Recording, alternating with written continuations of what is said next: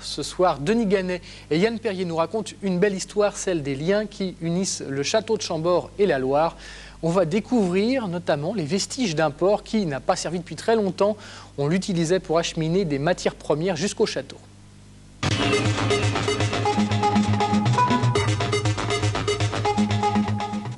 Ici, nous sommes au bord de la Loire, à Saint-Dié, très précisément, et même sur cette rampe d'accès au port de Saint-Dié. Un port qui, pendant des siècles, a eu une activité, mais particulièrement une activité lorsque François Ier décide de construire le château de Chambord. Alors, pour le construire, il fallait amener le matériel. Et donc, ce port a été utilisé pour amener tout ce qui allait faire le château de Chambord. Alors, nous allons d'abord découvrir la vie de ce port, et ensuite, nous irons voir du côté de Chambord ce que sont devenus ces matériaux. Saint-Dié avait une activité régulière de transport de bois que l'on chargeait pour Nantes afin d'y construire les vaisseaux du royaume, mais aussi de remonter à pleine barrique des vins du Blésois si appréciés dans les estaminets parisiens.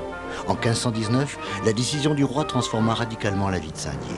Il fallait compter sur le bruit de l'activité sociale liée à la présence d'un fleuve et d'un village, donc tout ce qui était les lavandières, les pêcheurs, les rouisseurs de chanvre, les moulins à bac avec les meuniers, et puis à cela s'ajoutait donc l'activité principale du village qui était l'exportation et l'importation de marchandises, puisque c'est à Saint-Dié qu'ont été débarqués tous les matériaux nécessaires à la construction du château de Chambord.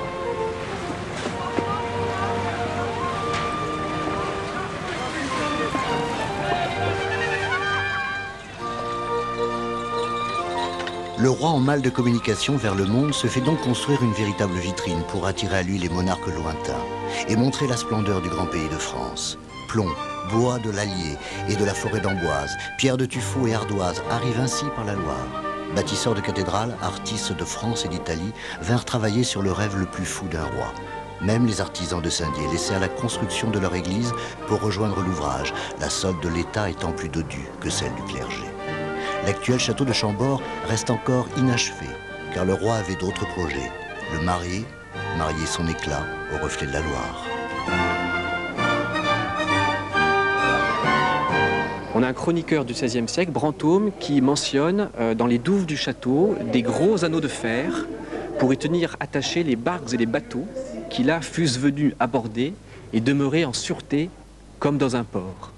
Alors d'où est-ce que ces bateaux auraient pu venir? Certainement pas de la rivière du Cosson, qui était un petit cours d'eau à l'époque, mais probablement de la Loire. Et en effet, on a retrouvé dans les contes des menus plaisirs du roi une mention d'une convocation en 1529, donc 10 ans après le lancement du chantier, par François Ier, d'un hydraulicien italien de Novare, Pietro Caccia, que François Ier charge d'étudier la manière dont il estoit besoin d'estourner le fleuve de Loire, partie de la rivière de Loire, pour l'amener jusqu'au lieu et place de Chambourg.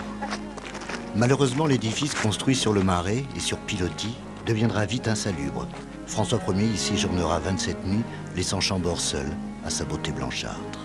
Et c'est peut-être cette lutte contre cet environnement insalubre qui explique que le château a été si peu habité, une douzaine d'années d'habitation en 5 siècles d'existence. C'est vraiment un palais qui a été rapidement abandonné, qui est demeuré déserté, vide de meubles, vide de vie, vide d'histoire, vide de... Il n'y a pas de complot ici, il n'y a pas d'amour, rien.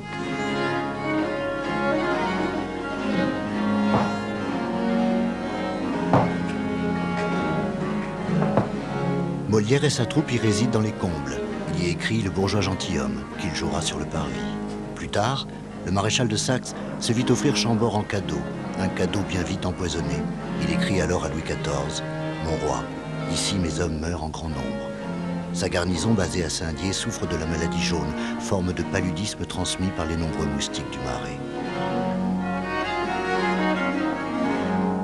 Aujourd'hui, seuls nos regards et nos pas cherchent à comprendre ce château presque irréel, que l'histoire de France abandonne en lui laissant la Loire à quelques lieues, usant le temps d'une rencontre impossible. Si vous voulez donner un titre de conte de fées, c'est un peu l'histoire du roi qui voulait détourner un fleuve.